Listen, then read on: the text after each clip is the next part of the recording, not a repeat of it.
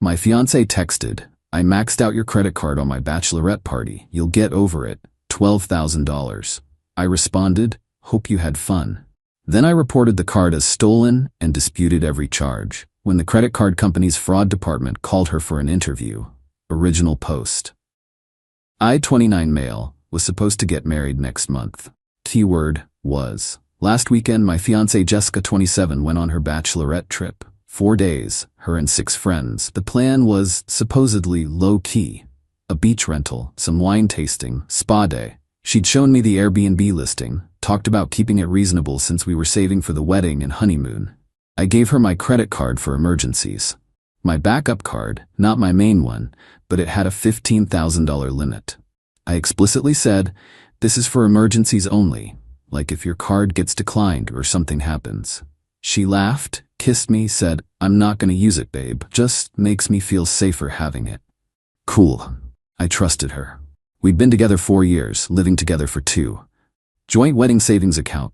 Separate from our individual accounts though. Learned that from my divorced parents. Everything split fairly.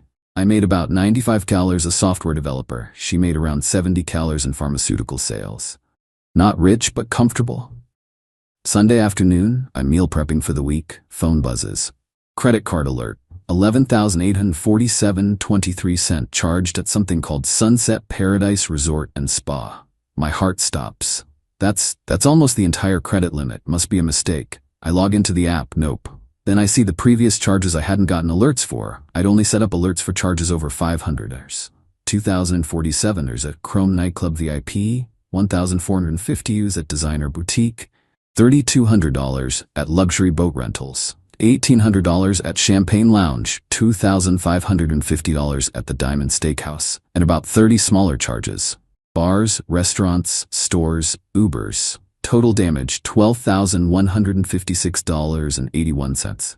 While I'm standing there staring at my phone in shock, it buzzes. Text from Jessica. "Hey babe, so the girls and I got a little carried away, lol. I maxed out your card on the party. You'll get over it. $12,000. We only live once, and I'll only have one bachelorette party. Love you." I read it 3 times. She knew. She did this deliberately, and she's laughing about it. I texted back, "Hope you had fun." Then I called Chase. "Hi, I need to report my credit card as stolen and dispute all charges from the last 4 days." The representative was very helpful. Asked when I noticed it missing. I said this morning when I was looking for it to buy groceries. They immediately froze the card, started the fraud investigation process, and said they'd be sending me paperwork and conducting merchant verification. "We'll need to contact the merchants and verify these weren't authorized charges," she explained. "There may also be follow-up from our fraud department." Perfect. I then did something petty but necessary. I texted Jessica's sister Brittany, who wasn't on the trip. "Hey, just checking. Jessica didn't lose her phone this weekend, did she? Got some weird texts from her number about credit cards and money that don't sound like her." Brittany immediately called Jessica, concerned, which meant Jessica's phone was clearly working and in her possession. Documentation that she had her phone the whole time. Beautiful. Then I sat back and waited for the show to begin. Update 1. 3 days later. The entitlement escalation was swift and spectacular. Jessica got home Monday evening, still riding the bachelorette high, came in with shopping bags, oh the irony, glowing, babbling about what an amazing time they had. "Babe, you're not gonna believe the suite we upgraded to, and the yacht was incredible." Yacht. There was a yacht now. I just smiled. Sounds like quite the weekend. She finally noticed I wasn't engaging. "You're not mad about the card thing, are you? I told you I'd pay you back after the wedding when we combine finances anyway." "We never discussed combining finances." "Well, I mean, that's what married couples do." Huh. She dropped her bags, hands on her hips. "Seriously? You're upset? It's my bachelorette party. This is literally a once-in-a-lifetime thing." "You're right, it is." That seemed to mollify her. She kissed my cheek and went to unpack. Tuesday morning, I'm at work when my phone explodes.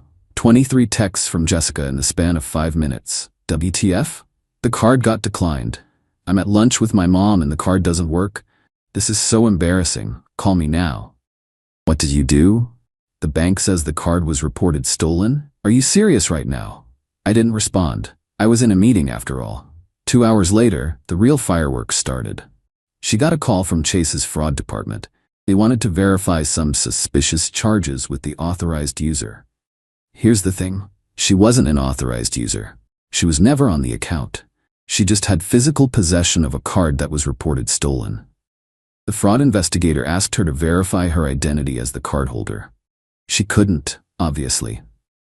Then they started asking about specific charges. Ma'am, can you explain the $2,847 charge at Chrome nightclub? That was bottle service for my bachelorette party. And you're saying you personally made this charge? Yes. Well, I mean, it's my fiancé's card, but I had permission.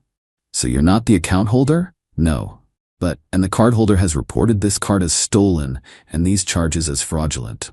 The investigator explained that since she admitted to using a card that wasn't hers and the cardholder disputed the charges, they would be conducting a full investigation. They also informed her that deliberately using someone else's credit card without authorization is credit card fraud, a federal crime. Jessica came home that evening, nuclear. You reported me for fraud? I reported my card stolen because someone stole it and used it without authorization. I'm your fiancé. Are you though? That stopped her cold. What's that supposed to mean? It means I'm reconsidering marrying someone who thinks stealing $12,000 from me is a joke. I didn't steal. You gave me the card. For emergencies. Was the yacht an emergency? Was bottle service an emergency? You're really gonna ruin my life over this? They said this could be a crime. You committed a crime. I'm your fiancé. You gave me the card. I gave you a card for emergencies. You chose to steal $12,000. She started crying then, not sad tears, angry tears. You're really doing this? You're really gonna let them investigate me? Your future wife? I don't think you understand. You're not my future wife anymore. The look on her face was something. Pure shock, then rage, then calculation. You can't break up with me. The wedding is in 5 weeks. Everything is paid for. Guess that's your problem now. She grabbed her phone. I'm calling my dad. He's a lawyer. Great, he can explain credit card fraud to you. Update 2, 1 week later. The entitlement went into overdrive with a side of spectacular consequences. Jessica's dad, Robert, did indeed call me, but not with the legal threats I expected. Son, I just want to understand what happened here. I emailed him the credit card statements, the text where she admitted to maxing out the card, and the for emergencies text conversation from before she left. Silence for a long moment. Then, Jesus Christ. Jessica Marie, what the hell were you thinking? Turns out Jessica had told him I randomly accused her of theft over a few purchases at her bachelorette party. $12,000 and an admission of deliberate fraud painted a different picture. But the real entertainment came from the friend brigade. Her maid of honor, Stephanie, started a group text with me included. Stephanie, this is really immature, making Jess go through a fraud investigation over a misunderstanding? Man up. Me, did you enjoy the yacht? That's not the point. Did you know she was using a stolen credit card to pay for it? It wasn't stolen, drama queen. According to Chase Bank and the federal government, it was. Her friend Alexis, you're seriously gonna ruin her credit over this? She ruined her own credit by committing fraud. Her friend Megan. We all went along with it because she said you were cool with it. So you all knew she was using my card without permission? Dead silence in the group chat after that. Meanwhile, Chase's investigation was moving along beautifully. They'd contacted the merchants. Several interesting findings. 1. The designer boutique charge. Security footage showed Jessica and friends shopping, with Jessica clearly using the card and signing receipts. 2. The yacht rental. She'd signed the agreement, with her name, using my card.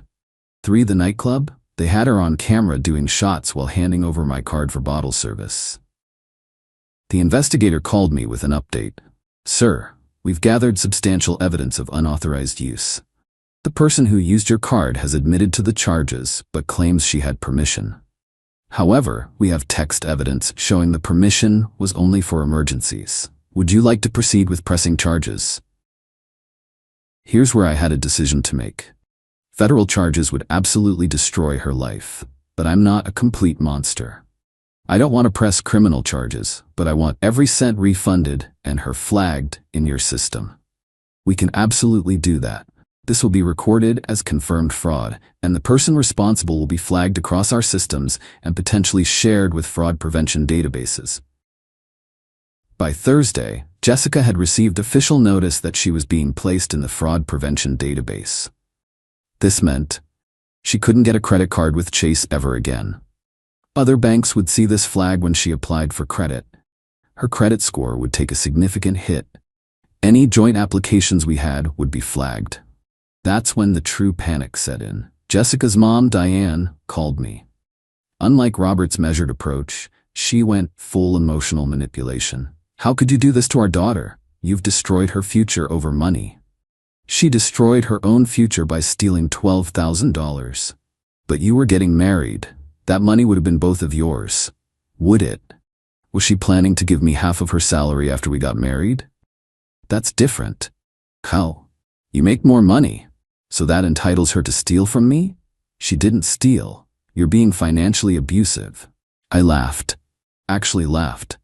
Financial abuse is stealing someone's credit card and maxing it out. What I'm doing is called consequences. The best part came Friday. Jessica had tried to book a flight to visit her college friend using her credit card. Declined. Applied for a new card to rebuild her credit? Denied. Tried to get added to her parents' card as an authorized user? They discovered the fraud flag. Robert called me again. The bank told us about the fraud flag when we tried to add her. This is following her everywhere. Yes, that's what happens when you commit credit card fraud. Is there any way to fix this?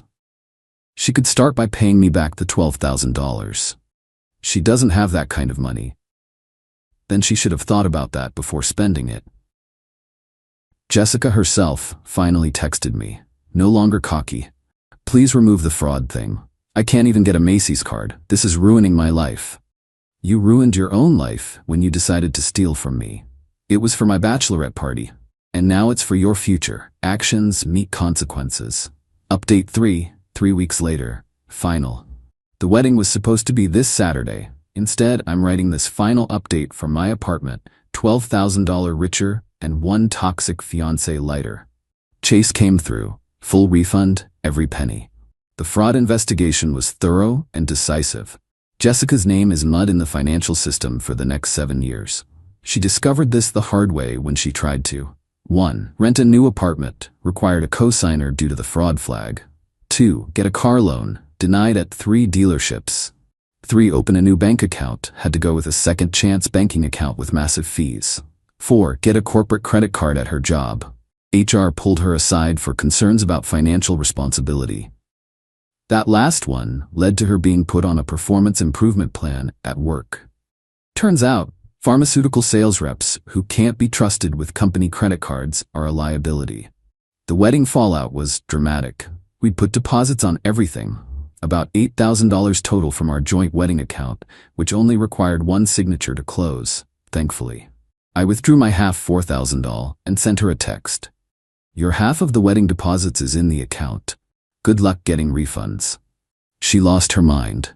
63 texts, 12 voicemails, and one extremely embarrassing scene at my office.